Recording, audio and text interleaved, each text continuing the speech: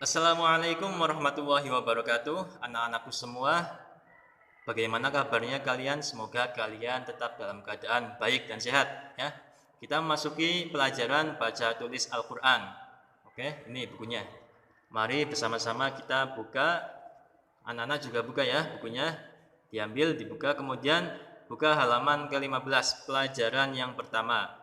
Kita akan mempelajari hukum bacaan idhar syafawi ya, idhar syafawi ini. Baik, kita mulai. Apa sih yang dinamakan dengan idhar syafawi itu?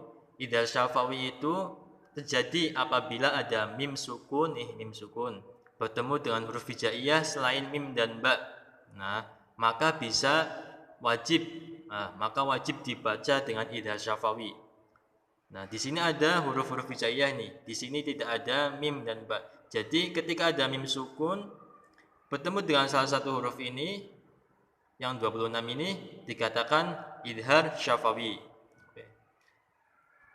Mari kita langsung ke contoh untuk bisa memahaminya ya. Contohnya ini ada yang lafaz yang pertama. Ini Pak Ustadz sudah tandai ini. Kita baca dulu. Lahum ajrun ghairu mamnun. Nah, di manakah di kalimat ini yang mengandung hukum idhar syafawi? Di mana coba? Nah, ini Pak Ustadz sudah menandainya. Ini. Untuk bisa mengetahuinya kita kembali ke pengertian, yaitu ketika ada mim sukun. Nah, mim sukun bertemu dengan di sini bertemu dengan alif. Nah, ini alif ya. Berarti ini dikatakan hukum idhar syafawi. Kemudian contoh yang kedua, ada mim sukun ini mam bertemu dengan nun. Di sini ada nun. Nah, ini dikatakan idhar syafawi. Terus bagaimana cara membacanya itu ya Ustaz? Bagaimana cara membaca idhar syafawi itu? Cara membacanya dengan jelas dan tegas. Ya, contoh lahum ajrun. Lahum. Ketika lafaz itu lafaz diucapkan di mim, itu mimnya harus jelas, harus tegas. Lahum nya harus jelas. Tidak boleh lahum, nggak boleh ya. Tidak boleh membaca kayak gitu. Harus jelas lahum aj.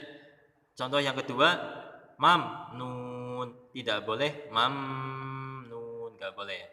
Contoh yang kedua ini pada lafaz yang kedua an'amta. Ini ada mim sukun bertemu dengan ta. Ini kan ada ta. Nah, ta. Ini idhar syafawi juga. Bacanya an'amta. Tidak boleh an'amta. Oke. Halaman sebaliknya. Nah, ini Pak Ustadz kasih contoh lagi. Contoh bacaan alaihim waladdallin. Di manakah yang pada lafaz ini yang mengandung idhar syafawi? Nah, kita lihat lagi tadi pengertiannya ketika ada mim sukun. Ini ada mim sukun, di sini bertemu dengan wawu. Kita coba lihat, ada nggak wawu? Nah, ini ada huruf wawu. Berarti ini dikatakan idhar syafawi. Kita kasih tanda. Kalian juga bisa kasih tanda di bukunya masing-masing. Nah, bisa kayak gini atau bisa garis di bawah ya. Bisa garis di bawah, boleh, terserah. Ini mengandung hukum bacaan idhar syafawi. Bacaannya juga harus jelas. Alaihim walad, alaihim, himnya harus jelas. Tidak boleh alaihim, nggak boleh ya. Harus jelas dan tegas. Lah untuk tugas coba kalian baca sendiri ini dari mulai lafaz ini sampai ke bawah ya. Kemudian kasih tanda di manakah yang mengandung bacaan idhar syafawi ini. Bisa dikasih bundar kayak Pak Ustadz kayak gini. Contoh nih, ini buat contoh aja. Hum fiha. Nah, bisa kayak gini kan? Atau bisa dikasih bundar ya. Ini untuk seterusnya coba kalian cari, kemudian kasih tanda kayak gini. Kalau sudah nanti kalian foto kirim ke WA-nya Pak Ustadz ya. Itu saja tugasnya. Untuk bacaannya coba kalian baca aja sendiri ya, nggak apa-apa ya.